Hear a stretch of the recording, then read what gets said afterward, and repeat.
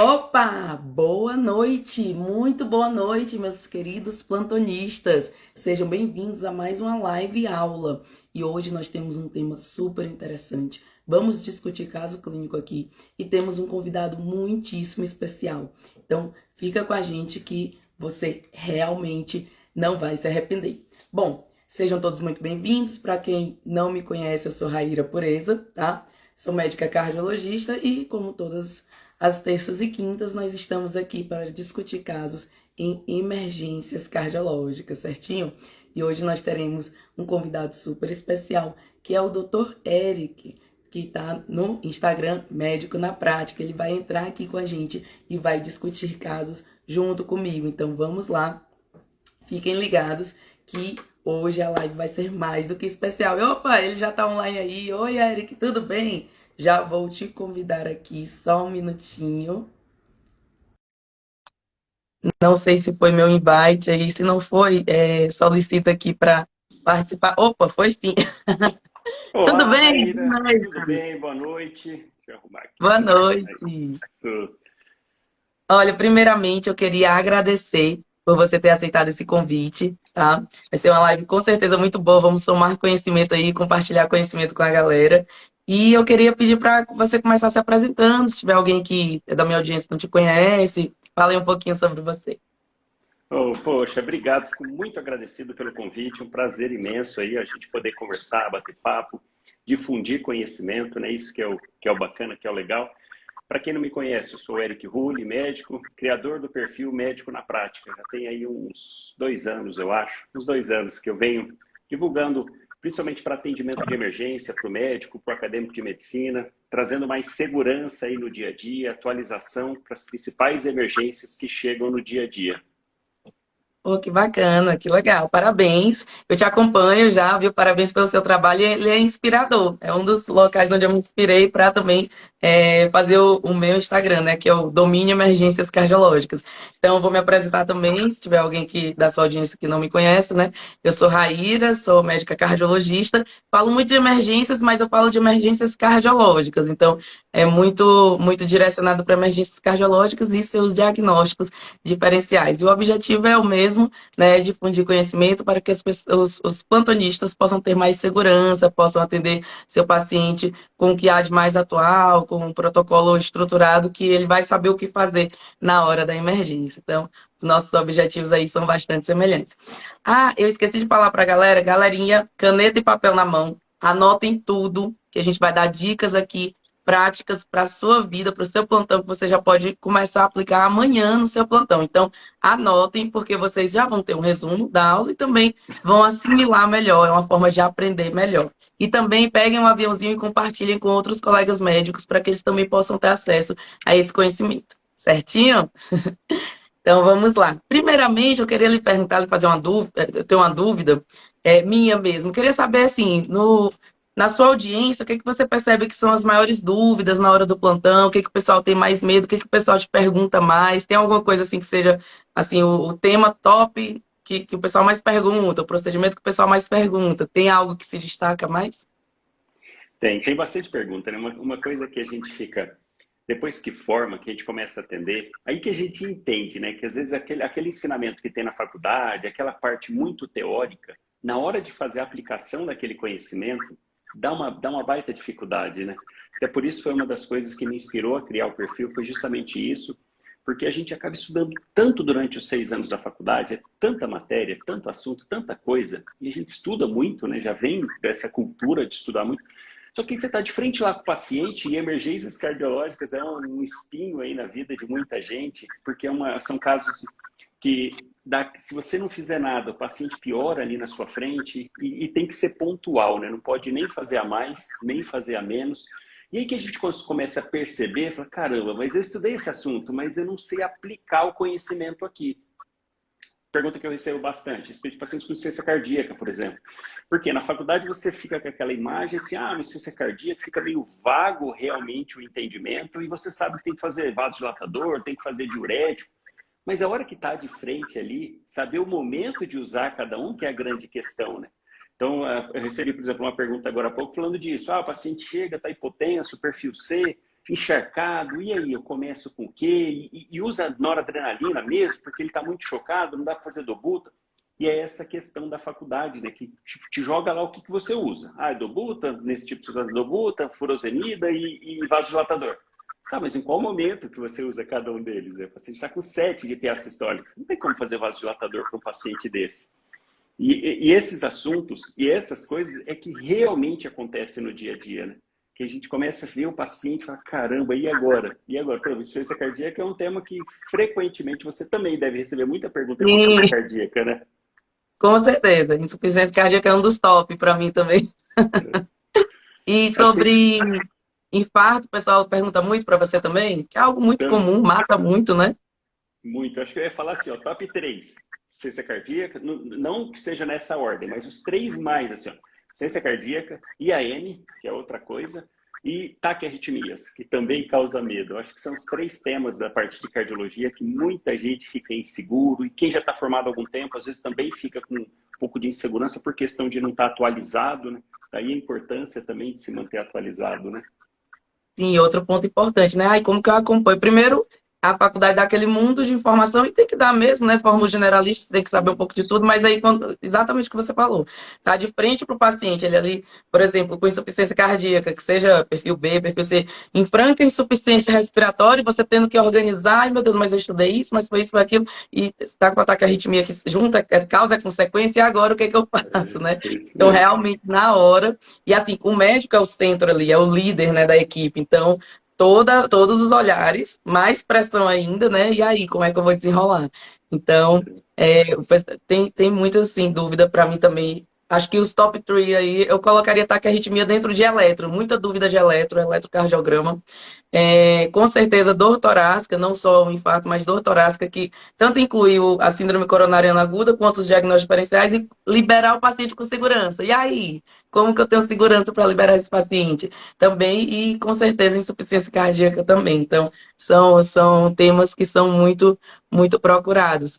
E achei interessante também que você comentou, o que eu faço primeiro, o que vem, né? Por exemplo, trombólise, você aprende ali, na trombólise, eu vou fazer aqui o ataque de AS, clopidogrel. Todo mundo confunde um pouquinho ali quando que é para corrigir o clopidogrel ou não, acha que é para todo paciente acima de 75 anos, não, é só aquele que vai trombolizar, se for para cá, se for para outra, não precisa corrigir, é só para o trombolítico. E aí, mas eu vou fazer tudo junto, enoxa e bolos, AS, o clopidogrel, o trombolítico, tem a enoxa manutenção, o que é que eu faço primeiro? Então, realmente, na hora é que a pessoa sente, né? E eu defendo muito isso, que as pessoas têm que saber antes, né, de chegar à situação. Então, pô, diante ali da emergência, no meu caso, que eu falo muito da emergência cardiológica, você já tem que ter estruturado o que fazer. Porque aí vai ser mais clean, né? Vai ser mais direto, vai ser mais seguro para você e para o seu paciente, se você já tiver esse passo a passo do que fazer, né? Na hora mesmo é muita atenção. Então, legal, bom Muita, saber disso. muita. E a E adrenalina, agora, né? Essa que é a questão de coisa cardiológica. Porque o paciente está ali, caramba, se você não faz, ele está piorando ali. Cada minuto que passa é fundamental, né?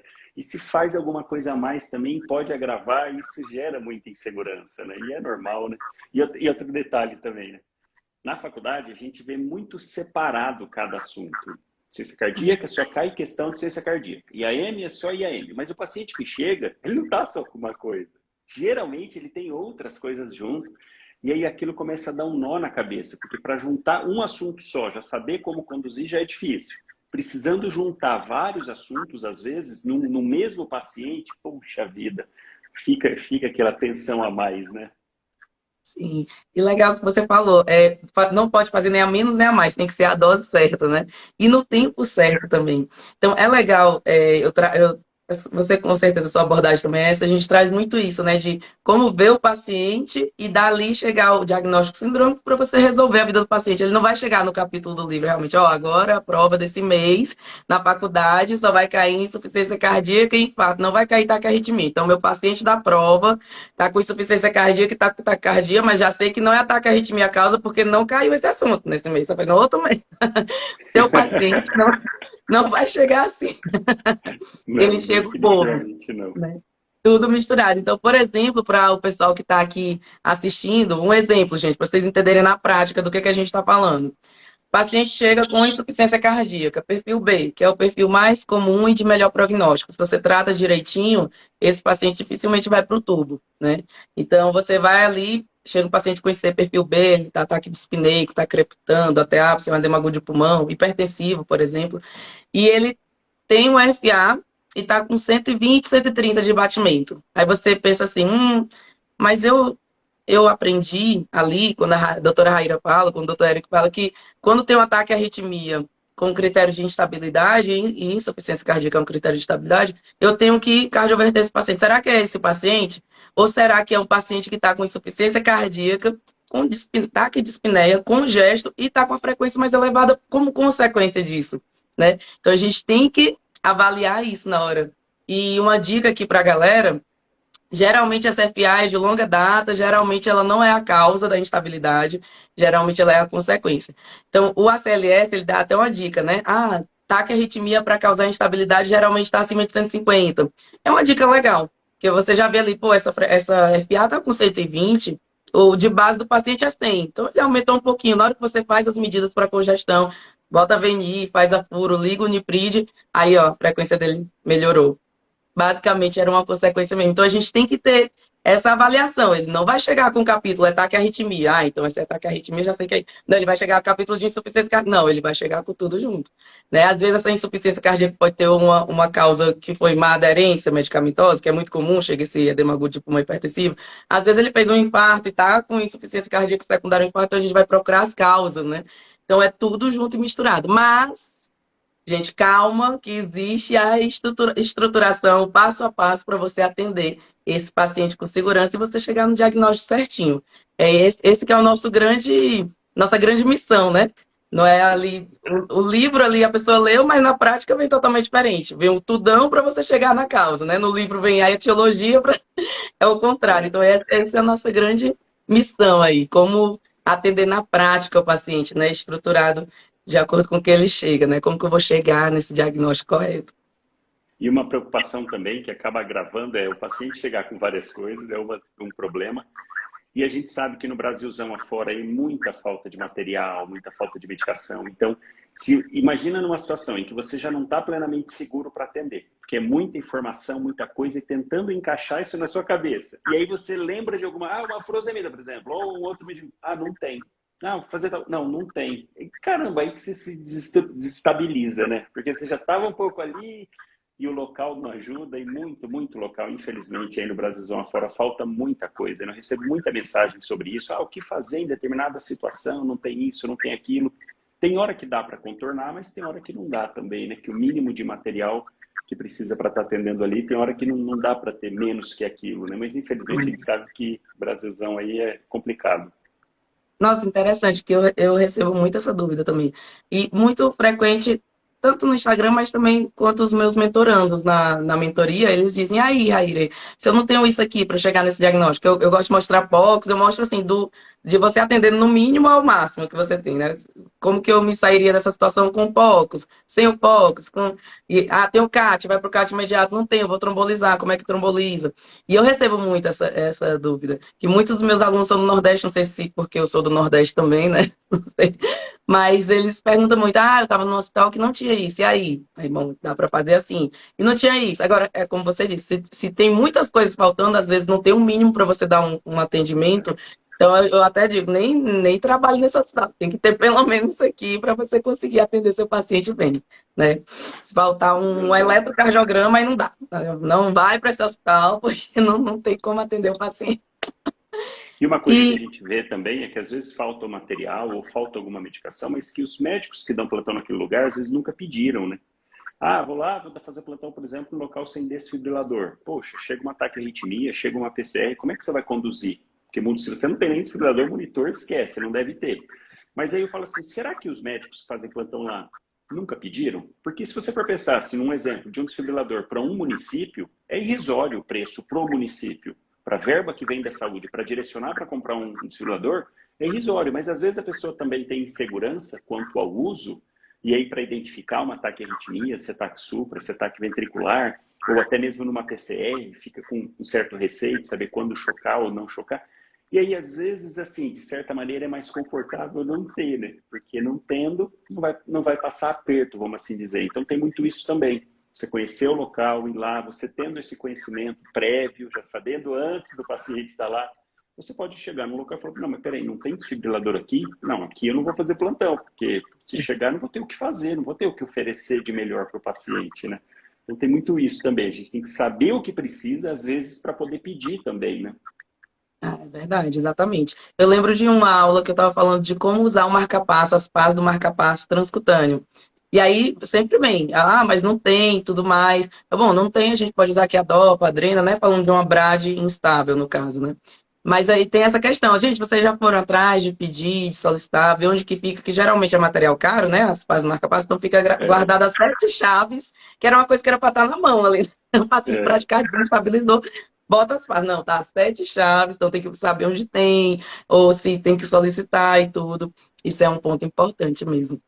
Só uma coisa, né, que você falou das pás, eu até lembrei que até o SLS recomenda isso. Não, o paciente chegou, está instável, você tem as pás, muito peludo, o que, que você faz? Prega as pás, arranca, porque vai meio que depilar, e prega outra. Eu falo, caramba, mas Malemar tem uma, você vai gastar duas? Vai usar uma ali só para tirar os pelos e depois ainda abrir outra? Quer dizer, a nossa realidade é diferente, né? Pega o depiladorzinho mesmo, vai atrás do depilador, É, que deve ter é, nosso. Não é com possível, não certeza. tem. Pelo menos na minha UTI card eu sei que tem, porque prepara o paciente para o CAT, então ele vai depilar. Com certeza. Mas espero que tenha nos outros também. Bom, e falamos aqui de algumas questões, então, de algumas dúvidas, angústias. Me conta como que você contorna essas angústias, essas dúvidas dos seus alunos. Tipo, fala um pouquinho do seu método de ensino. Eu ensino passo a passo, eu ensino essa forma que simplifica. Me conta aí um pouquinho. É uma A coisa que eu bato solução que você traz. Uma coisa que eu bato muito em cima é para poder realmente entender a patologia, para não precisar ficar decorando. Porque se você decora, tudo aquilo que foge do que você decorou, você se perde, porque foi decorado e não entendeu. Então eu sempre bato em cima, explico sempre nas aulas, nas lives, sempre a forma de entender aquela situação, para que você tendo aquele entendimento, tendo a fisiopatologia muito bem esclarecida na cabeça, aí sim você consegue manejar segundo as oscilações que o paciente estiver apresentando e também caso falte algum material, falte alguma coisa, mas que você consiga visualizar. E a gente falou há pouco de insuficiência cardíaca, acho que esse é o exemplo máximo, assim, que quando você entende a fisiopatologia do problema cardíaco, levando a um acúmulo de líquido, porque se o coração bombeia menos sangue, chega menos sangue no rim, o rim identifica que está baixando a volemia, entre aspas. Então ele tende a reter mais sódio, fazer mais retenção de líquido. O próprio sistema nervoso simpático estimula mais esse coração, porque ele também identifica que o débito cardíaco está diminuindo. Então, quando a gente começa a entender dessa maneira, e aí você vê nos perfis hemodinâmicos, que é justamente essa questão de se o paciente está com muito volume e o quanto que esse coração está conseguindo fazer chegar o sangue na periferia, que é a questão da perfusão, quando entende isso, puxa, aí você pensa melhor na hora de atender o paciente, porque você vai usar esses dois parâmetros, de excesso de líquido, se o paciente está encharcado ou não, o famoso úmido ou seco, e se esse sangue, se esse coração está conseguindo fazer realmente chegar sangue em todos os órgãos e tecidos, se ele está frio ou quente. Quando entende, a hora que está de frente com o paciente, fica mais nítido na cabeça para realmente fazer os perfis. Vou fazer perfil A, o perfil B, o C e o L. Mas se entendeu. Por isso que eu sempre bato em cima do entendimento, porque aí dessa forma a gente consegue sim padronizar um atendimento e mesmo quando foge um pouco, tem protocolos, de maneira geral, da maioria das situações, a gente tem realmente protocolos, mas tem situações que fogem um pouquinho ao protocolo. Às vezes dá para adaptar, às vezes não. Falou, olha, não tem nada que respalde fazer isso ou não, dependendo da situação. Mas se você tem esse passo a passo, se você sabe o jeito certo e o protocolo, o que precisar adaptar, porque a gente sabe que ali na hora que você está de frente com o paciente, que esse mesmo ali é o momento máximo, né, de tensão, e ali só quem está de frente realmente com o paciente que consegue perceber todas as nuances da situação e poder adequar. Mas se você não tiver o passo a passo, a fisiopatologia, o entendimento e o protocolo padrão, você não consegue improvisar no bom sentido quando precisa, né? Por isso que eu bato em cima tanto do entendimento quanto de uma sequência lógica na cabeça. Mas aí você consegue mesclar as duas coisas a partir do entendimento, você consegue mesclar dependendo de cada situação do paciente, né? Exatamente, super, super top. Realmente a pessoa precisa entender, porque se fosse só uma receita de bolo, né, não precisava ser médico, né? Não. Então, vou Ia ser voltar fácil. não é? Vou voltar no exemplo aí que a gente falou um pouquinho sobre a insuficiência cardíaca, perfil B, por exemplo, com o FA de base, que não é incomum, FA, a fibrilação atrial é a arritmia mais frequente da prática clínica. Então, tá ali o paciente com esse perfil B, ele já tinha a FAzinha dele, coitado, né? Já era 90 ali que ele batia. Pô, ele tá com falta de ar, foi para 120. Normal, eu iria também, só que meu ritmo é sinusal. O ritmo dele de base é FA, né? Ele não vai voltar para um sinusal para ir para 120, não, ele vai com o ritmo dele subir a frequência. E aí você vê ali, decorei, tá que a arritmia é instável, e C é um critério de estabilidade, vou de cardiovascular. Não, não. Veja, esse paciente está com IC, por exemplo, uma aderência medicamentosa e não medicamentosa, foi para um churrasco, né? O churrasco é um domingo. Não vou tomar os remédios porque eu vou beber. Então não tomou o É, remédio, foi para o churrascão, aí domingo à noite ele já está ruim, já chega lá no pronto-socorro em edema agudo de pulmão hipertensivo. Então, ele só está com uma consequência. Você começa com as medidas, aí ele já vai melhorando aquela frequência, tanto a frequência cardíaca, quanto a frequência respiratória, quanto a saturação, tudo vai melhorar quando você inicia as medidas para insuficiência cardíaca perfil B, né? Que no caso que a gente está dando um exemplo. Então, a gente tem que muito ter esse raciocínio, é causa, é consequência, não é preto no branco, você tem que avaliar, né? Tem que ter essa avaliação. Um outro exemplo também, esse é muito legal. Exemplifica bem o que você falou de entender a fisiopatologia e entender por que fazer. A questão do clopidogrel. Gente, é muito engraçado. Aí, todo mundo, em geral, as pessoas lembram, acima de 75 anos tem que corrigir. Mas é só para trombólise, né? Se o cara tem mais de 75 anos e vai para CAT, você não corrige. Vai para um CAT imediato, por exemplo. Chega com síndrome com supra e tem CAT, eu vou levar para o CAT imediato, não é só 75, eu faço o ataque, né, de clopidogrel, e é 600 até que a gente faz quando o paciente vai para o CAT imediato. Não, ele tem mais 75, é uma síndrome sem supra e vai para o CAT amanhã, o ataque é só de 300. Não, ele tem mais 75, com síndrome com supra e eu vou trombolizar. Aí eu só faço 75 miligramas de clopidogrel. Aí fica muito número, né? Mas isso é difícil decorar. Então não decora, né? Aprende. O clopidogrel, ele demora muito para fazer nível sérico.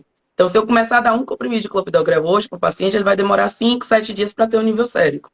Se eu fizer um ataque de 300 miligramas, ele vai ter um nível sérico umas 8 horas, mais ou menos. Então, para um CAT amanhã, tá ótimo. Agora, se eu preciso de um nível sérico imediato, aí eu tenho que fazer os 600. É só para quem vai para CAT imediato. Porque com 600 miligramas ele faz o nível sérico em até 2 horas. Então, pronto, entendeu? Simplificou. E a questão do, mas eu tenho que corrigir para quando eu vou trombolizar. Porque os estudos mostraram que trombólise em paciente acima de 75 anos com ataque de 300 miligramas, que é o usual, né, de clopidogrel, sangra mais. O idoso sangra mais quando submetido à trombólise. Pronto. Aí não precisa mais decorar, já entendeu? Vou corrigir só para quem tem risco de sangrar mais, que os estudos mostraram. Então, vou trombolizar o idoso acima de 75 anos, é só 75 de clopidogrel. Pronto. Não, o idoso vai para o CAT. Ele sangrou mais só na trombose. No CAT ele não sangra mais. Então, eu vou fazer a dose usual. Vai para o CAT hoje, a dose usual do CAT hoje. Vai para o CAT amanhã, só os 300, porque né, uma síndrome sem supra. Então, a pessoa vai entendendo. Eu falei um pouco rápido aqui, né? Que a gente vai já chegar no nosso caso clínico. Mas é legal, quando você vai explicando, a pessoa, então já sei. Agora, né, de acordo com a velocidade que eu preciso atingir esse nível sérico de clopidogrel, eu sei que o meu ataque vai ser maior ou menor. Então, realmente, saber o porquê das coisas, acho que grava melhor mesmo, né? Não é só decorar. É. E uma coisa também interessante do clopidogrel é que ele é uma prodroga, né? Essa questão, ele precisa fazer uma primeira metabolização ali na absorção, no próprio intestino, para depois passar pelo fígado, uma segunda metabolização, por isso que ele acaba demorando mais para agir, diferente dos novos, né? Do ticagrelor, do prasugrel, que tem uma ação mais potente, mais rápido. E o ticagrelor, melhor ainda, que ele não faz a ligação irreversível, né, na plaqueta. Diferente do prasugrel e do ticagrelor que você usou, ele se liga ali a plaqueta e acabou.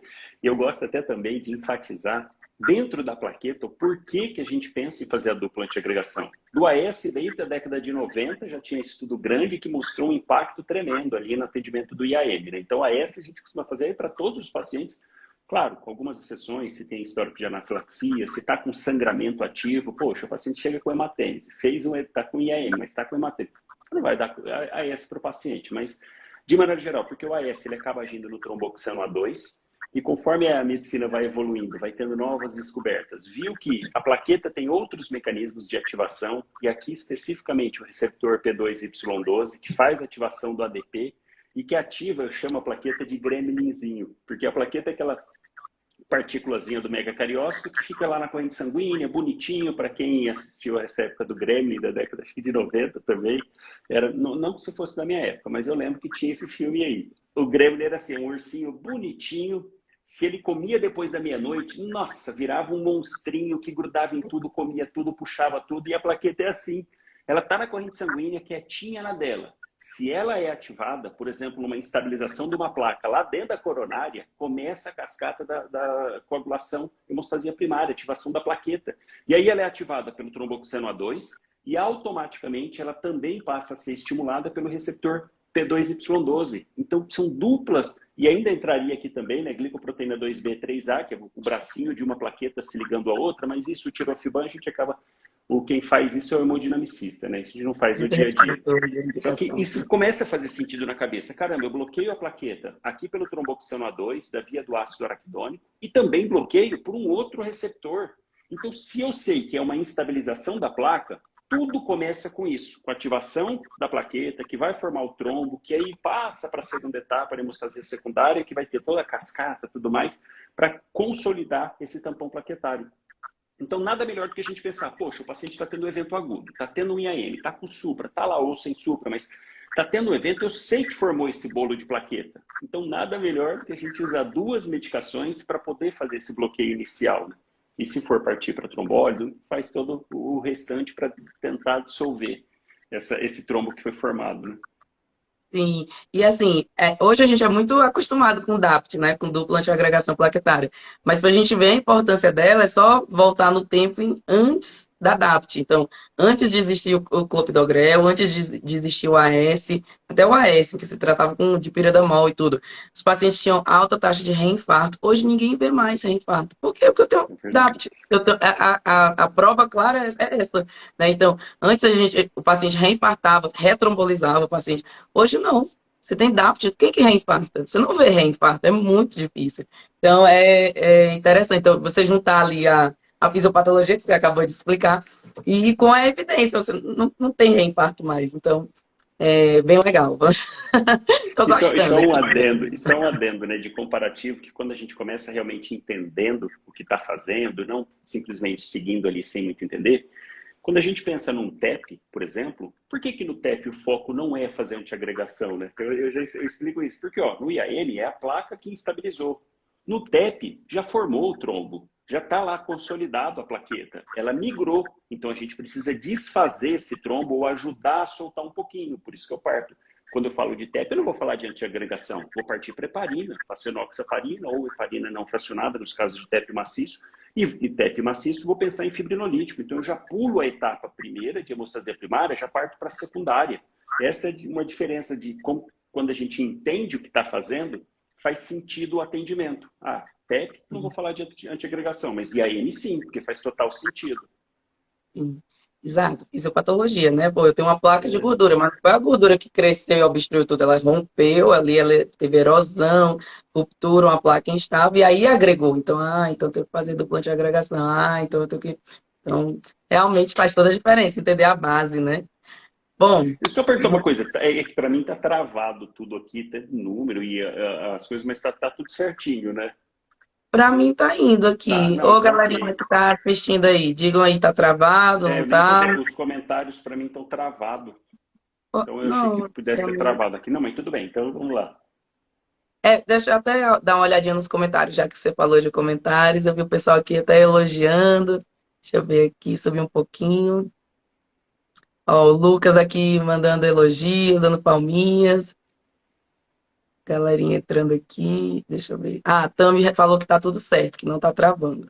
Então, vou deixar aqui pro final, eu vou atrás desses outros comentários. Eu vi a galera elogiando bastante aí. Bom, vamos para um caso clínico, então, né? A outra falou aqui também, normal, não tá travando, a Gislaine. Vou até passar esse slide que a gente acabou de comentar, como que a gente ajuda, né, o aluno a abrir a cabeça, tirar, sair daquele livro lá da grande bolo de conhecimento da faculdade e aplicar na prática. Então, a gente tem várias formas de abordagem, né, do paciente. Por exemplo, tem um paciente que chega com taquiarritmia, você tem um algoritmo para taquiarritmia. Tem um paciente, na verdade, tudo isso faz parte dessa palavrinha linda aqui, essas duas palavrinhas lindas que são a abordagem sistemática, né? A gente faz e nem percebe. Por exemplo, paciente. O que? Quem? Deixa eu ver. Kelvin, caso clínico. Eba, fica aí que vai ter caso clínico agora.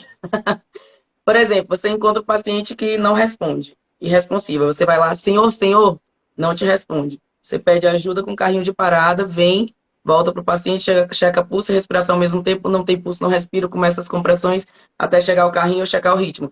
Isso aqui é uma abordagem sistemática, né? Se eu chamo o paciente, ele responde, mas eu vejo que ele está bem mal, já levo para a sala de emergência, quem se move ganha move, monitorização, oximetria, então é uma abordagem sistemática.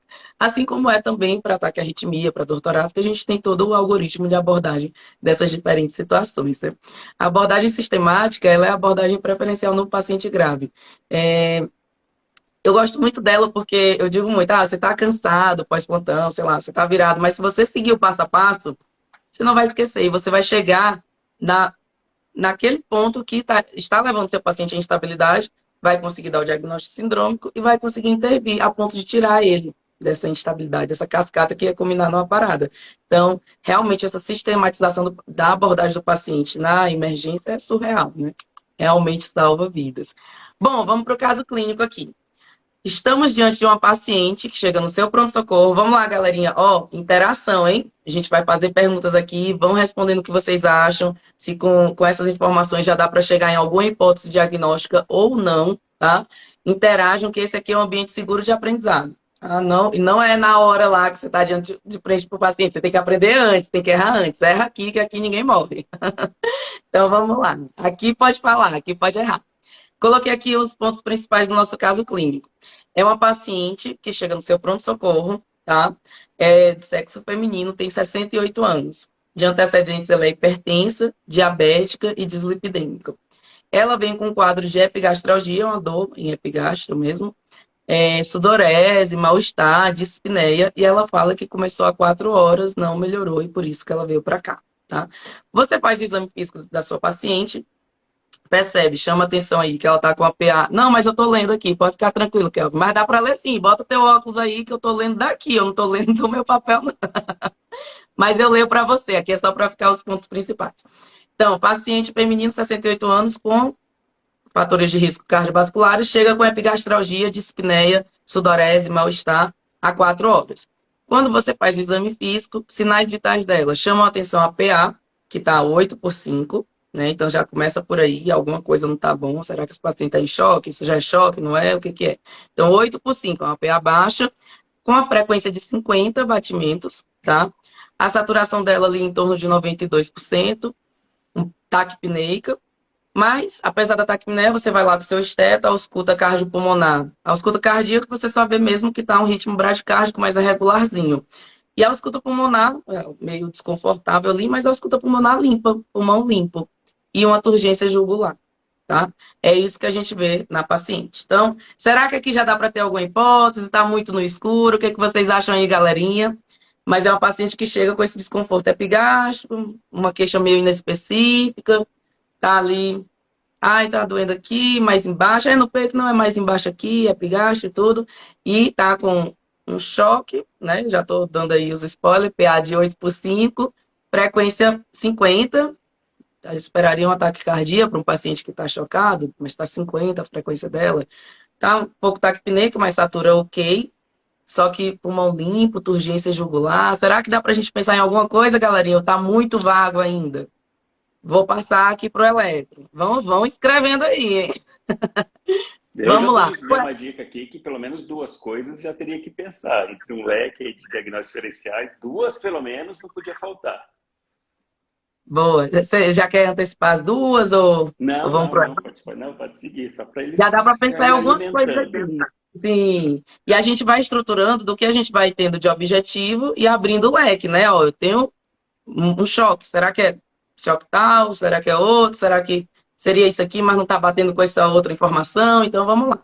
Você faz um eletro, porque apesar que é epigastralgia, você ficou na dúvida ali se é meio torácica, se é meio epigastro, tudo, o pessoal já está mandando aqui. E aí o eletro, eu vou falar para vocês quais as derivações. Aqui não são as 12 clássicas, tá? Aqui são as derivações já alteradas. A gente tem aqui, ó, D1, tá? E a linha de base está aqui. Tem D2, D3, tá? Aí aqui a gente tem AVR, AVL e AVF. E desse lado aqui já são as derivações outras, que já é um spoiler, né? Derivações direitas aqui, que é o V4R, V4R, V5R, V6R. Não sei se já é spoiler demais, mas enfim. Aí você tinha que ter tampado, colocado a mão assim, ó, desse lado para tampar aquelas V3R e V4R. Já foi tudo junto. Ó, vou ler aqui o que o pessoal está falando. ICC, falaram aqui. Ai, meu Deus. Eu estava no primeiro, voltou para o último, peraí. Eu vi aqui ICC, perguntaram frequência cardíaca de 50, isso mesmo. 50, tá, gente? Vi aqui, ó, ICC, IC perfil B, perguntaram. Ai, meu Deus. Não estou conseguindo passar os comentários. Pronto, consegui. IC direita, mandaram aqui também, choque cardiogênico, síndrome coronariana aguda, TEP, IC descompensada, IAM, IC direito e bloqueio de ramo direito, IAM de VD, já falei das direitas, né? Já. Já deu Boa, spoiler. gente. Já deu um spoiler. Tem mais aqui. Medidas para IAM, evitar nitrato e morfina, fazer volume, IAM de VD, IAM inferior, pedir V3R, V4R, IAM de VD. Certo, esses foram os principais comentários. Agora vamos do começo, gente. Aqui vamos do começo. Vamos lá. A gente tem uma paciente que é idosa, é de sexo feminino e tem fatores de risco para doença arterial coronariana, doença arterial aterosclerótica. Vejam que é exatamente o perfil de paciente que faz a clínica atípica, né? A dor atípica. Então, a gente tem que ter sempre alta suspeição. E paciente com desconforto, mesmo que seja epigastro ou desconforto torácico, ou a dor torácica, tem que fazer um eletro em 10 minutos no seu pronto-socorro, tá? Então, se você estava meio perdido aqui, no eletro você se encontrou. Mas é para você estar encontrado desde o começo. Então, vamos lá. Quando a gente vai atender um quadro Você pode me interromper, viu? Porque eu gosto muito desse assunto, mas eu sei que você gosta também, então a gente vai falando junto. Tá bom.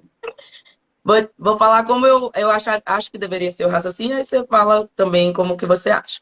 Então, a gente vê aqui que já é uma paciente que sexo feminino, idosa e diabética ou neuropata e tudo, eles fazem a clínica atípica. Na cardiologia, a gente não gosta muito de falar dor típica e dor atípica, porque dá a impressão que a dor atípica não é e pode dar alta, e não é assim, né? Então, uma dor típica seria a opressão, a dor retroesternal, em aperto, irradiando para ambos os membros superiores, com dispneia, náusea e sudorese. Essa é a típica da típica, né? O idoso, diabético, enfim, a mulher fazem diferente, né? Faz uma dor atípica, um desconforto atípico. E ela tinha uma epigastralgia, tá? Sudorese, dispneia. Essa sudorese, dispneia, mal-estar, é tudo manifestação, sim, da síndrome coronariana aguda, só que não cai nos típicos, né? Se a pessoa vem só com a epigastralgia, uma sudorese e um mal-estar, mas você tem que ter alta suspeição. E ela começou há 4 horas, não melhorou, ela veio para o pronto-socorro. Então a gente já tem aí uma queixa meio inespecífica, mas algumas coisas já puxam, né? Ela tem fatores de risco cardiovascular, ela tem dispneia, ela tem epigastralgia. Para mim, eu já pensaria de cara, mas é o meu dia a dia. O que eu sempre gosto de falar para o pessoal é quando você for atender um paciente com desconforto torácico, você vai pensar em 2 coisas: se tem fator de risco e se tem uma clínica que lembra isquemia. Eu não falo de dor típica e atípica, né? Então, fator de risco, por exemplo, fator de risco cardiovascular, hipertensão, diabetes, dislipidemia, obesidade, doença renal crônica, doença inflamatória, tabagismo, tarará, a história familiar. E a clínica que te lembra isquemia, você vai ver. Se for um homem, ele pode vir com quadro totalmente típico, mas se for, né, não for um homem, tudo, for um idoso já pode começar a ser atípica. Principalmente, gente, porque dependendo da parede do coração que está isquemiando, a dor pode ser diferente. Essa dor típica que a gente conhece é para homem fechando DA. Aí é a dor típica mesmo, a pressão, a tristeza, não sei o quê. Agora, se fechar uma CD e fizer um infarto inferior, a dor vai ser mais epigástica, porque tá deitadinho ali. Então, vai mudando a característica da dor. Não é preto no branco, né? Tem que entender A fisiopatologia tem que entender e raciocinar. E aí, o que é que eu tenho? Bom, se você ainda está um pouco perdido aqui, vamos para o exame físico. O exame físico, 8/5 de PA. Hipotensão e choque. E aí, uma frequência de 50 já está estranho. Um choque hipodinâmico, eu esperaria esse paciente taquicárdico, tá chocado, cadê a resposta dele? Né? Um choque hipodinâmico. E aí tá ataque apneica, mas a ausculta pulmonar é limpa. Choque de pulmão limpo, já tenho que pensar algumas coisas aí, né? Tem turgência jugular. Então, o quadro clínico ele já se mostra mesmo com infarto inferior e com acometimento de BD. Por quê? Se o meu, lembrando que o ventrículo direito ele é uma câmera que é volume dependente, né? Como todo mundo sabe, e a grande função dele é receber o sangue de todo o corpo e jogar para frente, né? Contra baixa resistência, que é a vasculatura pulmonar. Então, eu tenho que receber e jogar para frente. E eu, ventrículo direito, sou responsável pelo enchimento, pela pré-carga do ventrículo esquerdo. Se eu, ventrículo direito, estou disfuncionante e não jogo sangue para frente, não chega tanto sangue no ventrículo esquerdo, faz hipotensão por isso. O pobre do ventrículo esquerdo não está recebendo sangue suficiente. Mas também eu, ventrículo direito, se eu entro em falência, eu acumulo para trás. Eu jogaria para frente, que é o pulmão, mas eu não estou nem conseguindo jogar direito. Não vai fazer congestão pulmonar, vai fazer congestão para trás. Sistêmica, turgência jugular, hepatomegalia, né, edema em membros inferiores. Então, esse é o quadro aí do infarto de inferior com VD. Né? O choque do pulmão limpo, que a gente tem outro que você deve falar muito também, que é o TEP, né? Um outro choque do pulmão limpo, mas aí são outros fatores de risco, outra apresentação. E você quer falar um pouquinho aqui da clínica? Quer acrescentar alguma É, coisa? Falei. eu acho que de imediato na chegada teria que pensar em TEP, porque está fazendo uma disfunção de VD súbita ali no quadro inicial, e também pensar em infarto de VD, com certeza, porque a grande questão do exame físico, você falando, o pulmão está limpo, paciente com claros sinais de choque, e aqui pensando em choque cardiogênico, né? E ele está com o pulmão limpo, a ausculta pulmonar do lado direito é limpa e está com baita turgência jugular. Então isso já direcionaria. E uma coisa, né? A gente sabe de eletrocardiograma em até 10 minutos. Em alguns lugares, infelizmente, também é mais difícil de conseguir o eletro. Às vezes está sem pilha no aparelhinho, às vezes, quando é com papel, às vezes está sem papel. Peguei eletro já que não tinha o rolinho lá, que hoje com telecard até é mais fácil, né? Você consegue ali transmitir. Os próprios aparelhos, monitor, tem alguns que já saem o eletrocardiograma nele, então facilita muito. Mas, de qualquer maneira, num caso desse, é levar esse paciente para emergência, não vou falar do tratamento em si, mas mesmo ali você já teria que levantar, ou é um infarto de VD, ou é um TEP um pouquinho mais diferente, mas poderia. Então, a conduta inicial, os cuidados iniciais seriam o mesmo. E só para falar que eu costumo fazer analogia do ventrículo direito, e até para poder explicar o mecanismo de Frank-Starling, muita gente tem dificuldade, questão de retorno venoso, débito cardíaco, cai retorno venoso, pessoas às vezes confundem. Eu costumo fazer analogia que é um elástico. Se a gente pega o coração e olha para o coração, eu sei que ali tem uma força inerente a ele, que ele consegue ter essa contração, assim como quando eu olho um elástico. Eu olho o elástico, eu sei que ali tem energia represada. E quando eu estou com o elástico na mão, se eu puxo ele com uma força, ele volta. Se eu puxo ele com mais força, ele volta mais forte ainda. E o coração é assim. Se ele distende com uma força, se chega um tanto de sangue, ele distende e contrai. Se chega mais sangue, ele vai fazer exatamente isso, distender mais e voltar com mais força. Esse é o mecanismo de Frank-Starling. E num infarto de ventrículo direito, o que acontece? Imagina que morre metade dos miócitos, para ser exagerado. É como se eu pegasse o elástico, pegasse o isqueiro e queimasse umas fibras do elástico. Você olha para aquele elástico queimado, você pega um elástico que está queimado e um elástico que não está queimado. Se eu te perguntar assim, qual dos dois tem mais força? Automaticamente você vai falar que é o elástico que está inteiro e não o elástico queimado. E aí se você pensa assim, eu puxo o elástico esse tanto, ele volta. Mas se ele está queimado, para ele voltar aquele mesmo tanto, eu vou ter que puxar ele mais, porque ele está com fibra queimada. E na verdade, quando isso acaba de acontecer no ventrículo direito, eu tenho o oposto. Ele perde força, então ele começa a mandar menos sangue. Ele vai mandar menos sangue para o lado esquerdo, consequentemente, o lado esquerdo vai mandar menos sangue, caindo o débito cardíaco, e se está saindo menos sangue do coração, vai voltar menos sangue. Então eu vou estar numa situação em que o ventrículo direito está ruim, ele não consegue bombear o sangue, porque ele morreu metade das fibras, e mais, pior do que ele não conseguir, ele não ter sangue para bombear. Porque se o lado esquerdo lá não está fazendo ter débito cardíaco adequado, não vai voltar sangue. Então eu pegar o elástico que está queimado, ao invés de eu puxar ele com mais força, eu vou estar puxando com menos, porque está voltando menos sangue. E aqui já dou até um spoiler, só com essa explicação, e é por isso que eu faço questão de entender dessa forma, já dá para entender como é que começa o atendimento desse paciente, que eu não vou falar ainda não, mas você pensando nele, olhando para ele dessa forma como elástico, faz muita diferença na hora de conduzir. Boa. Outra questão também é que o mecanismo de Frankenstein ele chega a um máximo também, né? É, Então, esse pobre desse elástico que está meio queimado, que não está conseguindo jogar tudo para frente, se ele tiver volume em excesso, ele também não consegue manejar isso e não consegue jogar para frente. Então, aproveitando seu spoiler, eu vou dar o spoiler. A gente lembra muito, VD é volume dependente, então abre litrão, calma, não é assim. A gente quer a euvolemia do paciente, né? Então a gente quer encher o tanque, sim, mas não passar e transbordar, né? Então realmente é uma câmara volume dependente e só que a gente também tem que ir até o ponto certo, né? Outra, fica senão aquele elástico meio troncho, né? Você pega, principalmente calça de homem, né? Que fica, vai usando muito elástico, vai quebrando umas fibras e fica aquele elástico meio folosão. É o que acontece no coração se você exagera. Ele vai abrir demais as fibras e vão romper, né? Ele não vai conseguir fazer voltar. sim. E tem uma outra coisa também que a gente vê, que às vezes a pessoa vai muito direto e no preto no branco decorando, né? Então, hipotênsia dá volume, né? Aqui ele até ia acertar. Mas, por exemplo, sendo. Até ia acertar, né? Mas a gente tem que sempre pensar, quando eu vejo uma situação, então eu estou vendo paciente hipotência, o paciente em choque.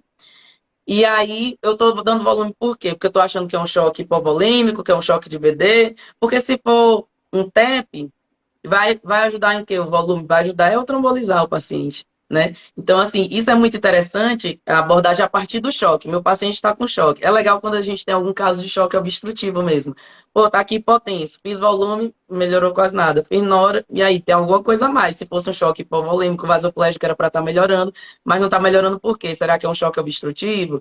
Cardiogênico não era porque o pulmão estava limpo? E aí a pessoa vai juntando né, as peças do quebra-cabeça.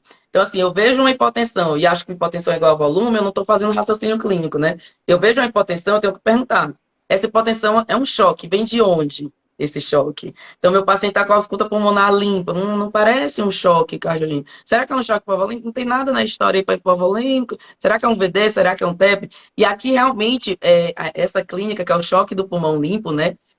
Tem esses dois grandes diagnósticos diferenciais, né? O TEP ou infarto de VD. E é muito interessante isso também, porque o paciente chega dispneico ali, por exemplo, o paciente com TEP. Aí ele chega, franca ataque de dispneia, saturando, aí você pega o esteto e pensa, já vou saber o que é. Aí ausculta. Pô, quando vem crépito, você, é um edema agudo de pulmão, vou tratar. Quando vem sibilo, asma, depois eu vou tratar, a medida para broncoespasmo. Mas você bota seu estetozinho e não escuta nada, tá limpo. Aí você, putz, e agora? O que é essa insuficiência respiratória? Tem que pensar em TEP, né? Porque o TEP é assim, fica francamente hipoxêmico, taquicárdico, e aí você ausculta, o pulmão tá limpo, você passa o POX, tá limpo também, então realmente tem que lembrar no TEP. Aqui vai puxar mais para infarto inferior com VD, porque é um paciente que tem fator de risco, tem uma clínica sugestiva, tá com choque hipodinâmico, né? Então o VD faz muito choque hipodinâmico, por quê? Lá vai a fisiopatologia de novo. Na coronária direita, que geralmente é a dominante aí, é dela que saem os ramos para irrigar tanto o nó atrioventricular quanto o sino atrial na maior parte das vezes e a maior parte deles. Tem também irrigação pela DA e tudo, mas é predominante aqui pela CD. Então faz choque hipodinâmico, faz bradicardia, seja por uma sinusal ou um BAVT. Geralmente vem bradicardia, pode vir bradicardia. Então isso aqui é o classicão, né, do VD. É o paciente para fechar mesmo o tríade clássico, está faltando só isso aqui, que é o infarto inferior, né? Então, infarto inferior, né, o pulmão limpo, certo? O choque hipodinâmico, o choque do pulmão limpo, isso aí a gente tem que lembrar de infarto de ventrículo direito associado, sim.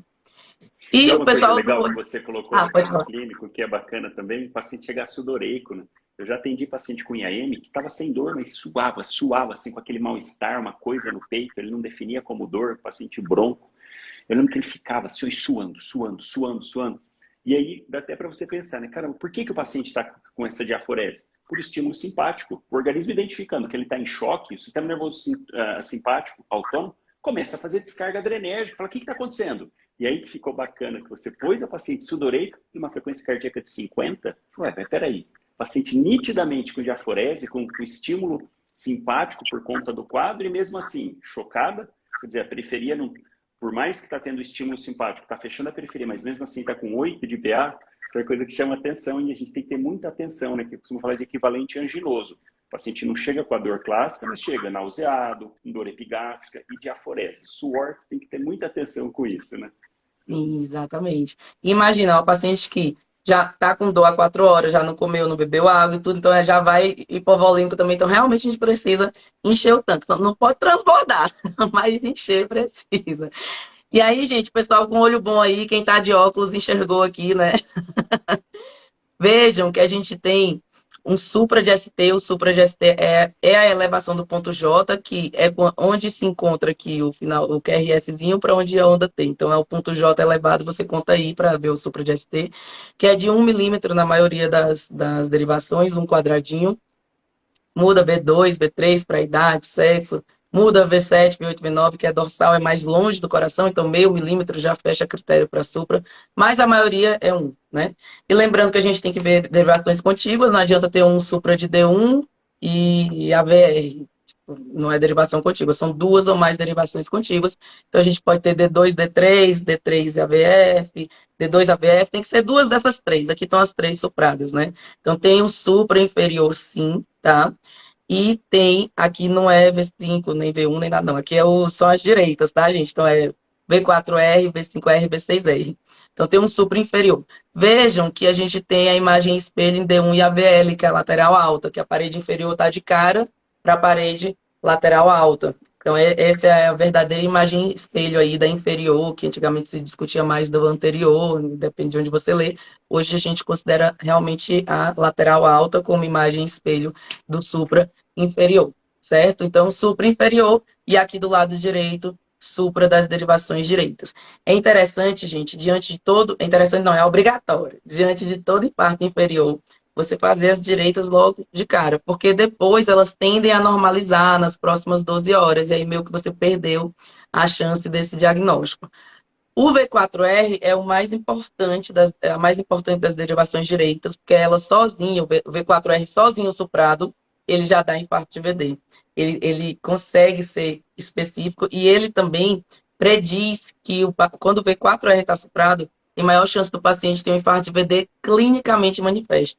Porque às vezes a gente tem o supra de V4R, V3R, e ele não manifestou choque, né?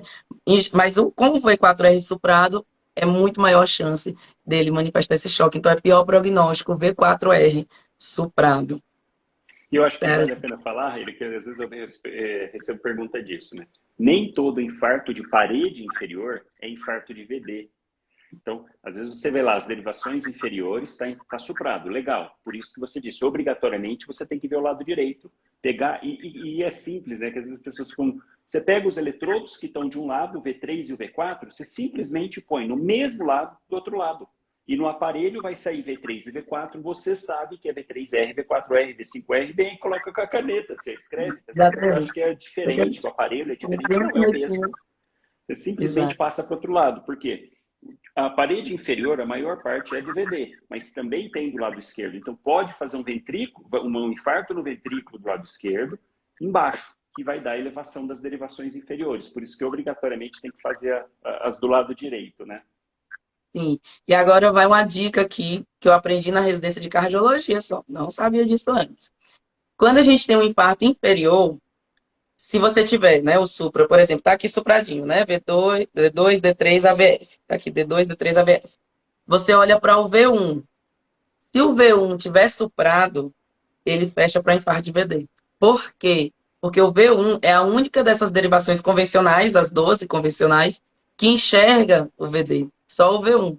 Então, se o V1 tivesse tem um infarto de D2, D3, AVF, e o V1 sozinho suprado. Aí você pensou, oxe, o V1 tá suprado, o V2 não tá. Mas você vê um V2. Pois é, ele tá suprado por causa do VD. Ele é o único que enxerga das derivações convencionais, mas você vai ser elegante e vai fazer o V3R, o V4R, vai fazer tudo. Exatamente, mas é interessante. É legal, o infarto inferior, ele é um infarto bonzinho, entre aspas, né? Falsamente bonzinho. Por quê? Se for um inferior puro, Ótimo, quase não morre. Você vai reperfundir, pelo amor de Deus, mas você sabe que você está diante de um paciente que morre menos. Ele tem uns 3, dependendo do trabalho, chega a 6% de mortalidade. Em torno de 3%. Então, infarto inferior puro, tá, 3% de mortalidade. Vou manejar o paciente, vou abrir a artéria, vou fazer tudo que eu tenho que fazer, né? Mas eu sei que é um paciente mais tranquilo. Diferente se você tiver um anterior extenso, né? Só que o inferior, se ele vier associado a alguma outra coisa, já mudou tudo. Então, se eu tenho inferior com BAVT, o prognóstico é pior. Inferior com VD, pode chegar a 30% de mortalidade. Né? Tem um inferior com outras paredes, inferolateral ou inferolátero dorsal, passa de 30% de mortalidade, porque é um infarto muito extenso, inferolátero dorsal. É muito extenso. Então, o infarto inferior, você tem que ver se ele não tem nada associado, né? Tem supra D2, D3, ABF, já faz, já olha para o V1. V1 está suprado? Tem VD. Faz o V3R, V4R, vai me suprar também. Não, o V1 está infrado.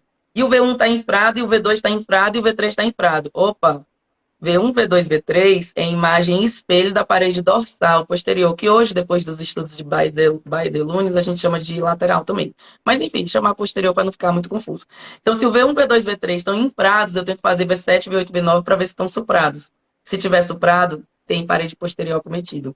Então, esse ínfero dorsal é gravíssimo, que é o supra de D2, D3, ABF. Aí tem supra de V5 e V6, então pegou inferior, pegou lateral baixa, e aí eu tenho um infrazinho de V1, V2, V3, passo o V7, V8, V9 e vejo que está suprado também. Então a gente tem que ver se esse inferior é só inferior ou se ele tem alguma coisa junto. Porque se ele tiver alguma coisa junto, ele vai ser muito grave. E faz diferença. Você tem um paciente com 3% de mortalidade para 30%.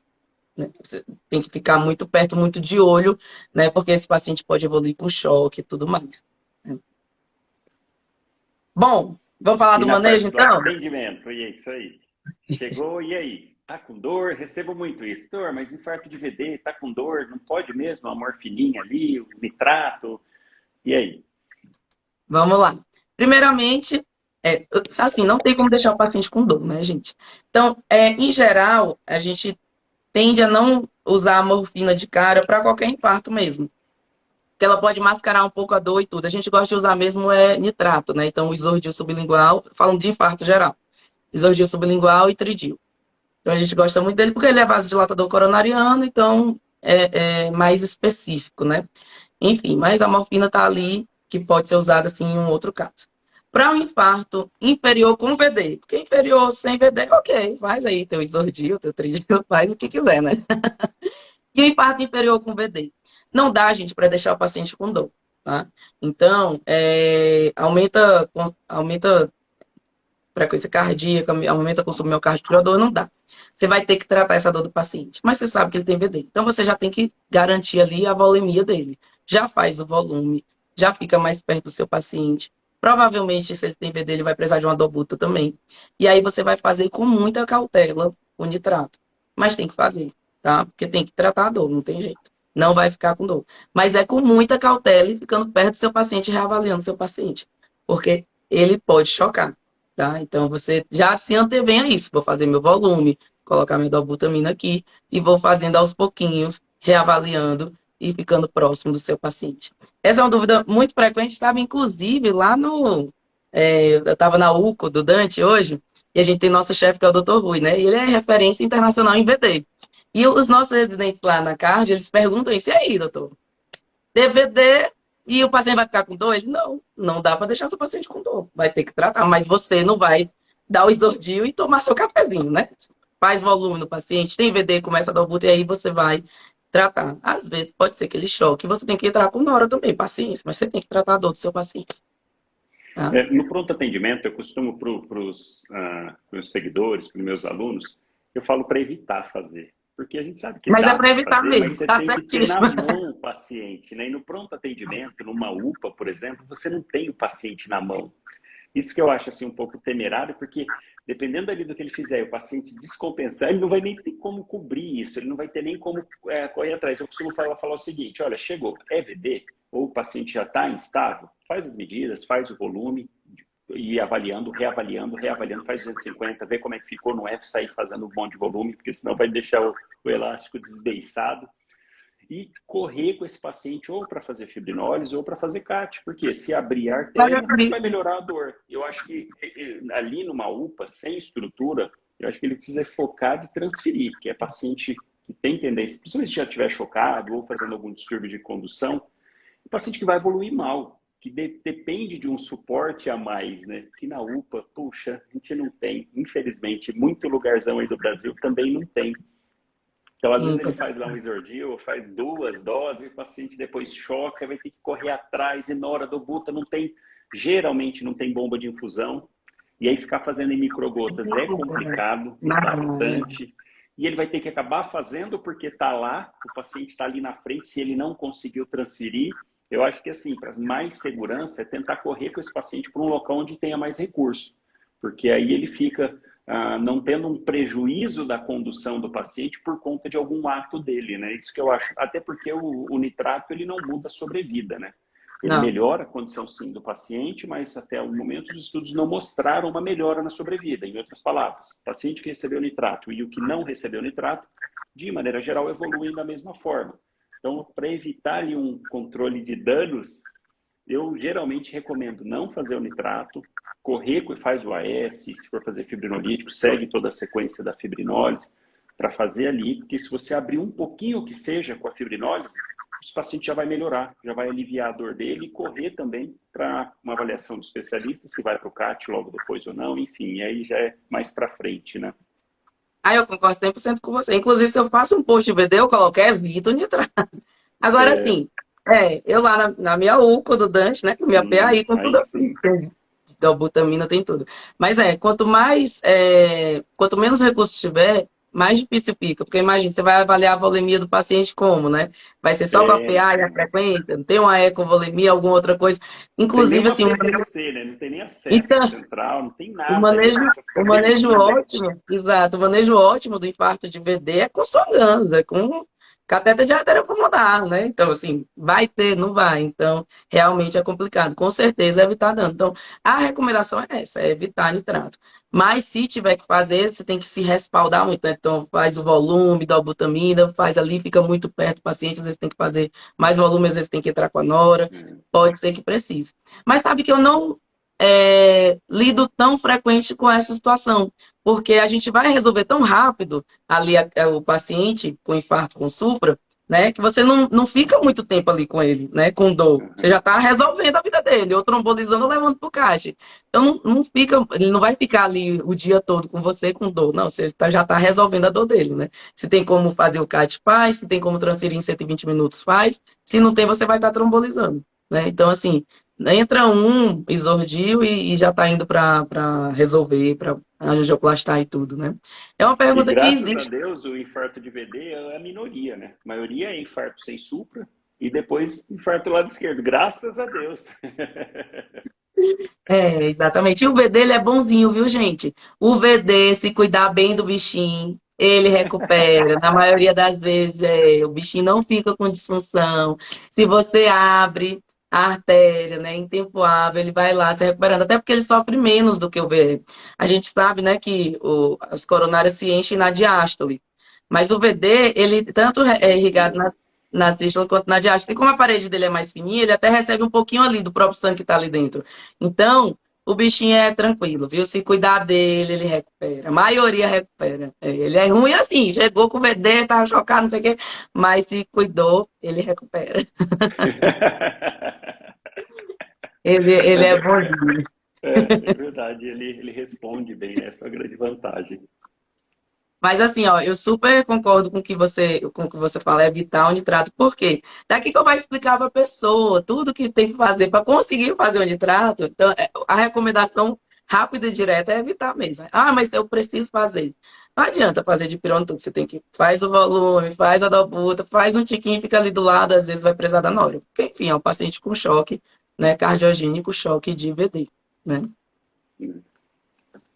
Bom, só contextualizar aqui um pouquinho nosso caso, então, essa paciente, ela vai precisar de volume, né? Então a gente vai fazer volume. Eu adorei o que você falou, faz aos pouquinhos, porque antigamente achava-se que VD é igual a abrir dor. Não, gente, não é isso, pelo amor de Deus.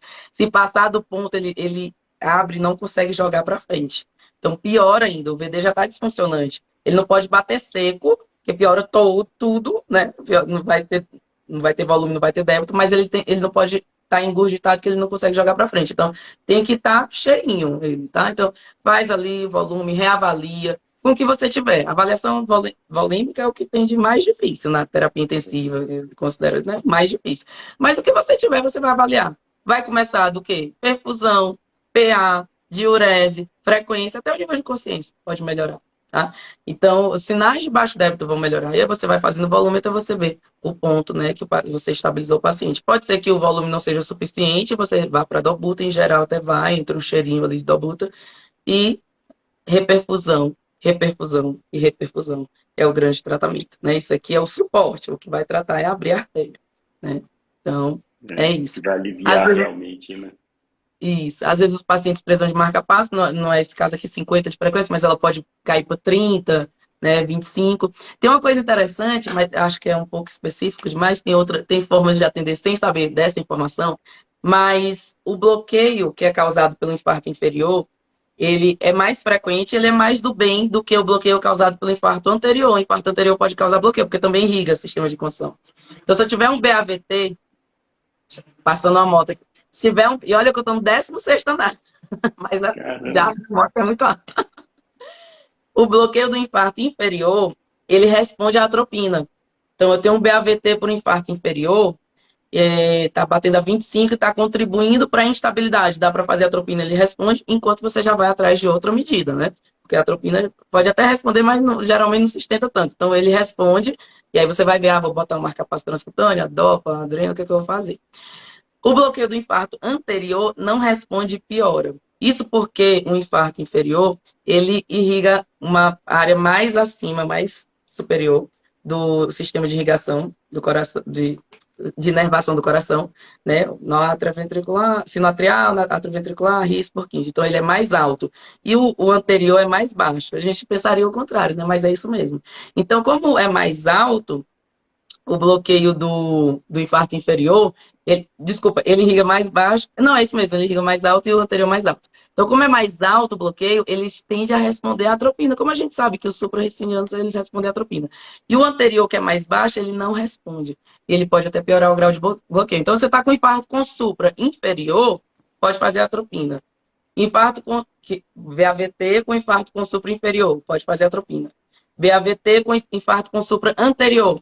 Não pode fazer. Tem que partir direto para a próxima medida. Isso é uma nuance, assim, da irrigação. Então, o infarto inferior é bonzinho nisso também. Pode atropina, tá, gente? Pode atropina. Certo? Legal. Legal. Alguém mandou alguma dúvida? Porque eu não estou vendo os comentários, está travado para mim. Deixa eu ver. O pessoal tá falando aqui, vocês são show. Muito obrigada, gente. Mandem as dúvidas aí. Ah, o Bruno, por que não um tiquinho de morfina? Bruno, a gente não gosta muito da morfina porque um professor meu costuma falar, né? Se um cara amputou o pé, amputou ali o pé, tá com dor, você faz a morfina, a dor dele passou, o pé dele tá lá de volta? Não, mas a dor passou. É mais ou menos isso aí com a dor isquêmica. A morfina, ela não atua lá, entendeu? Ela vai passar a dor porque ela passa qualquer dor. Agora, o nitrato, né, o isordil ou o tridil, ele é um vasodilatador coronariano. Então, ele vai vasodilatar essa coronária, então realmente ele vai atuar ajudando um pouquinho ali na origem da dor, né? Ele não está abrindo a artéria, né? Não é uma angioplastia, não é um trombolítico, mas ele vasodilata a coronária. Então, a gente sempre tem preferência, tá? A gente pode fazer o isordil ou o tridil. E o tridil você começa com 3, vai subindo 3, 6, 9, conforme a resposta do paciente, tá? É uma coisa da morfina também, faz um pouquinho de venodilatação, pode piorar a hipotensão. E um outro ponto que se discute muito é que o opioide, de maneira geral, faz ilho. Então, ele poderia prejudicar a absorção, principalmente do clopidogrel, né, do segundo antiagregante plaquetário. O do AS também, mas mais do segundo. Então, por isso que ele fala, e nos estudos, realmente, se sair fazendo morfina para todo mundo, os pacientes que receberam morfina evoluíram pior, né? Então, de maneira geral, evitar a morfina. E a discussão é que tem estudo que mostrou que a morfina piorou a absorção do clopidogrel, tem uns que não, tem um pouquinho mais que sim do que não. Pelo sim, pelo não, não vamos usar esse trem, o clopidogrel é tão importante. Deixa a morfina de lado, né? Especificamente para o VD faz venodilatação, então assim, né? Tem os seus poréns. Deixa eu ver Isso aqui. é uma coisa eu acho que cabe, de falar de morfina, cabe no infarto que não de VD, naquele paciente que está estável, que não está chocado, que não está com uma PA muito baixa ou bradicárdio. Eu acho que você entra primeiro com nitrato, não resolveu, fez lá, pode entrar com beta-bloqueador, não sendo de VD. E por último, se mesmo assim não está respondendo, na verdade, esse paciente o que ele precisaria é abrir a coronária, porque se você já fez nitrato, já fez beta-bloqueador e ainda o paciente está com dor, ele precisa abrir aquela artéria. É isso que vai melhorar a dor dele. Mas eu acho que nessa situação, nesse cenário, num local sem recurso e que você está esperando para transferir, deixar o paciente urrando de dor lá é complicado também. Então, eu acho que aí cabe fazer um pouquinho de morfina. 2 miligramas, reavalia, vai vendo. A morfina tem uma característica, ela tem uma ação ultra rápida, 5 minutos já está agindo. Então, dá para fazer 2 e esperar. Você já fez o máximo de Zordil, já fez uma quantidade ali de beta-bloqueador, é um infarto do lado esquerdo, o paciente está estável, dá para tentar um pouquinho de morfina. Boa. Eu vi aqui algumas outras perguntas. Nesse caso, quanto de volume e como você faria a dobuta? O volume vai ser conforme a necessidade do paciente. Então, esse paciente, quando ele mostrar que começou a melhorar perfusão periférica, diurese, PA, aí a gente vai vendo que o volume está sendo bom para ele, tá? Até ele estabilizar. Pode ser que a gente chegue em um máximo e precise entrar com a dobuta, em geral precisa. Como eu faria a dobuta? A gente faz uma diluição de dobuta, né? Eu aprendi na residência de cardio também, que é uma formulazinha, depois eu posso explicar ela por menores, mas basicamente é 0,48 vezes o peso do paciente. Isso é uma forma de fazer a dobuta bem concentrada, né? Que em geral nossos pacientes estão precisando de dobuta, estão em choque cardiogênico, então eles não podem receber tanto volume, né? Não é o caso do VD, mas enfim. Concentra mais e também tem uma grande vantagem que 1 ml hora fica igual a 1 micrograma quilo minuto. Então, é muito prático você fazer isso. Então, por exemplo, eu vou precisar de uma calculadora, talvez, um paciente de 70 quilos. Aí você faz 0,48 vezes 70, dá 35 mais ou menos ali, ml de dobuta. Então, você vai pegar 35 ml de dobuta, completar para 100 de soro, né? 35 mais 65. Pronto, essa é a diluição. Então, você pega 100 de soro e tira o que você vai acrescentar da dobuta. Então, de novo, paciente 70 quilos, 0,48 vezes 70 dá mais ou menos aí 35. 35 é o quanto de dobuta que eu vou colocar na minha solução. 35 completa para 100 de soro. Né? Então vai ser 35 mais 65. Pronto, isso aí é a minha solução. Se eu colocar 3 ml hora na bomba de infusão contínua, fica 3 microgramas por minuto, que é a dose mínima da dobuta. Você coloca 3, vê se ele tolerou, se ele não fez um ataque de arritmia, se ele não chocou, aí você sobe para 5, né? E aí você vai subindo conforme também vai melhorando os sinais de baixo débito do seu paciente, né? A micro e macro hemodinâmica. Tá? Seria assim que eu faria. Eu costumo fazer aquele padrãozão de 4 ampolas, cada ampola tem 20 ml, diluído num sorinho de 170. Então, faz as 4 ampolas, dilui no sorinho. Paciente de 50 quilos, para fazer 5 microgotas, 5 microgramas quilo minuto, dá 4 ml. Um paciente de 70 quilos vai dar em torno de 5 e pouquinho, então você pode começar com 5 ml. Vou pegar o de 70, que é o padrão da média aí dos brasileiros. Então, você começa com 5 ml hora, 5 microgramas quilo minuto. Você aumenta para 7, ele vai dar 7,5 mais ou menos, e 10 vai dar mais ou menos 10 microgramas. Porque a gente sabe que pode fazer de 2 a 3 até 20 microgramas. Mas assim, no pronto atendimento, sem muito recurso, geralmente eu recomendo ficar entre 5 e 10, não fugir muito disso, porque depois você também não tem como manejar exatamente esse paciente, né? Não tem um padrão, parâmetros para ver se realmente mais do que 10, se não está melhorando com 10, rever outras partes aí, alguma coisa, talvez aumentar a nora, aumentar alguma outra droga vasoativa. A gente tem que ir pensando em todos os contribuintes para o choque do paciente, né? Então, esse paciente com VD, com certeza, tem o contribuinte da volemia, e aí eu vou ter que fazer inotropismo, depois, já deu de volume, inotrópico ali, vai associar a nora, então você vai ajustando ali, né, até a estabilidade do É. paciente. Realmente, E não 20 é é uma dose. fácil mesmo. Não é fácil, não é fácil. Não. 20 é uma dose alta, eu tenho meus pacientes em pré-TX, que chega aí a 20, já na prioridade da fila de transplante, mas é uma dose bem alta. 15, 20 são doses altas de dobuta, né? Dose mínima aí E seria só 3 um a adendo 5. também que eu falo de Dobuta. Dobuta é como se a gente estivesse dando uma bomba para o coração, literalmente. Sabe anabolizante que o cara toma? É você pegar um fraquinho, um carinha que está lá fraco, eu falo bastante disso, de insuficiência cardíaca. Por que que os pacientes que receberam mais tempo de Dobuta tiveram um desfecho pior? Porque é você pegar um fraquinho que está tentando levantar um peso que ele não consegue, você chega e dá um anabolizante para ele, dá uma bomba para ele se acha o Rambo e vai levantar. Mas uma hora ele vai machucar. E o coração é a mesma coisa. Não adianta você ficar um monte fazendo, que é o que você falou também, a gente atingiu lá, 10 microgramas. Não adianta eu ficar aumentando muito sem pensar na volemia. Às vezes não fiz uma quantidade suficiente, às vezes precisa associar uma nora para poder trazer mais sangue ali para o coração. Tem que pensar em outros comemorativos, porque é o coração que está fraco naquele momento e você está dando bomba. Então tem que tomar um certo cuidado, tem que ponderar, pesar muito a mão. Sim, e é interessante você falando isso, que eu vou lembrando dos dados, por exemplo, do cateter de artéria pulmonar, né? Isso que a gente faz na prática, com os recursos que a gente tem, eles derivam do padrão ouro, né? E é exatamente assim, por exemplo, eu estou com um paciente desse com infarto de VD, eu estou vendo que eu fiz volume e achei que foi suficiente, cheguei a fazer 1 litro ali, achei que foi suficiente, estou com minha dobuta, e se eu tiver com cateter de artéria pulmonar, eu vou ver, putz, a volemia tá baixa ainda, e eu aqui aumentando a dobuta, estava faltando volume. Aí você vai e aumenta o volume. Então, isso que a gente está falando aqui, gente, é tudo comprovado de estudos, por exemplo, por Swan-Ganz, né? Então, a gente tem que pensar em todos os aspectos que estão contribuindo para esse baixo débito, esse choque do paciente. Eu achei interessante você falar da dobuta como anabolizante, é bem isso mesmo. Por exemplo, o seu paciente com IC, insuficiência cardíaca, perfil C, né? Ele está ali com gesto e está mal perfundido, né? E ele vai a gente vai entrar com a dobuta. Meu sonho para qualquer IC é entrar com o Uniprid, mas poxa, se ele chegou com 70 de sistólica, não posso. Aí eu vou colocar a Nora. Aí você pensa, poxa, mas a Nora não vai ser ruim, porque ela vai aumentar, vai fazer vasoconstricção periférica, então vai aumentar a pós-carga, vai dificultar o trabalho cardíaco do VE, que já está fraquinho. É um mal necessário, né? Eu preciso manter pressão de perfusão para órgão. É um mal necessário. A dobuta é um mal necessário também, porque eu estou ali chicoteando o burrinho para levar a minha carroça. Vai, burrinho, vai, o bichinho está cansado já.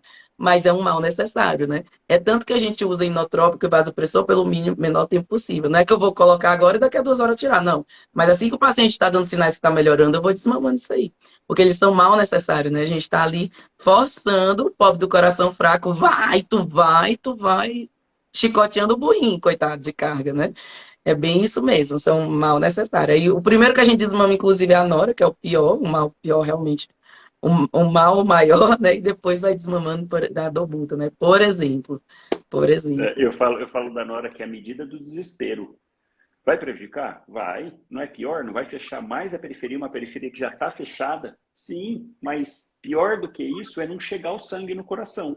Então, você faz uma medida de desespero, sacrifica a periferia aí, vamos assim dizer, jogando, fazendo ter um retorno venoso, melhorando o retorno venoso. Vamos lembrar do elástico, que precisa ser puxado, porque senão não adianta nada eu ter um elástico ali, eu não puxo o elástico, ele não tem força.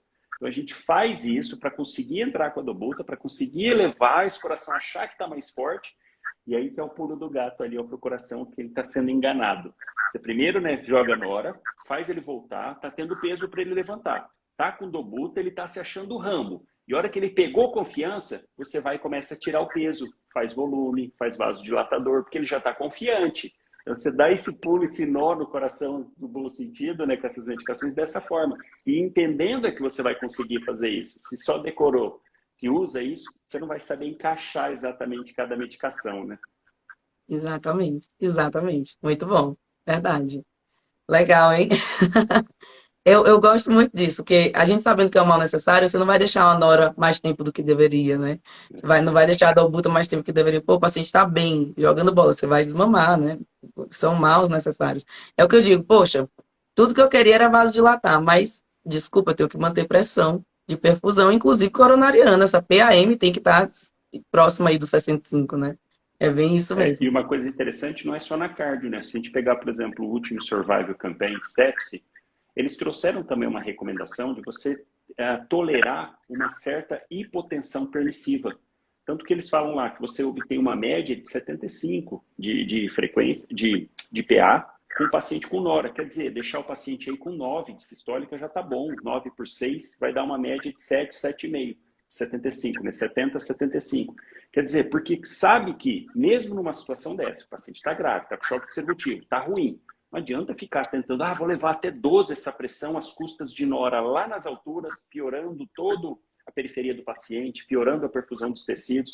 Então, de maneira geral, e na cardio não é diferente, a gente faz, mas é essa história, vai fazendo o mínimo necessário pelo menor tempo possível, né? Sim. E imagina na carga que a gente tem uns pacientes com IC, fração de ação de 20%, que não tem PA nem em casa, gente. Acho que eu vou chegar em 12 por 8 no hospital? Nora, não vou. Super permite mais baixo. Eu vou permitir que É baixa. Em verdade. casa não é assim. Não é?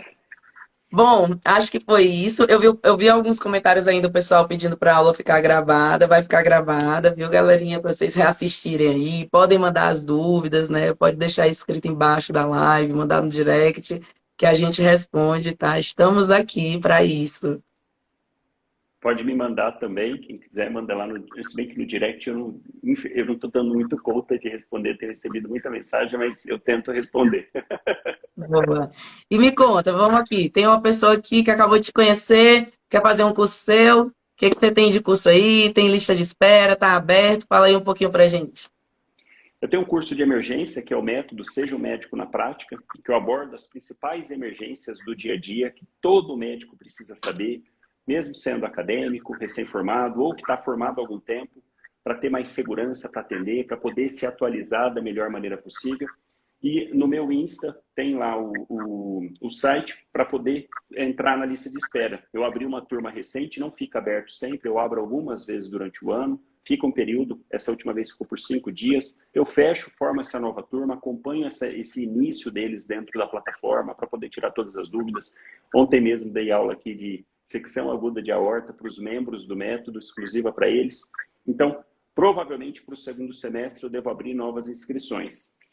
Para quem tem interesse, deixa lá o nome na lista de espera, que assim que eu abrir a nova turma, recebe a comunicação, recebe o e-mail. E para seguir aqui no perfil, @médico na prática, e tem também no YouTube, Médico na Prática. Só colocar lá, seguir o perfil, acompanhar, publico bastante vídeo legal lá para o dia a dia.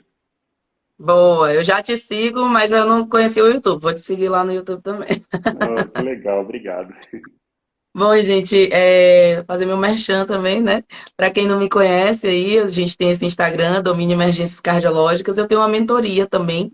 Atualmente estamos com as vagas fechadas, acabamos recentemente a última aula da mentoria, então em breve a gente vai abrir uma nova turma. Ainda sem previsão, mas deixem lá o nome na lista de espera também, a lista de espera.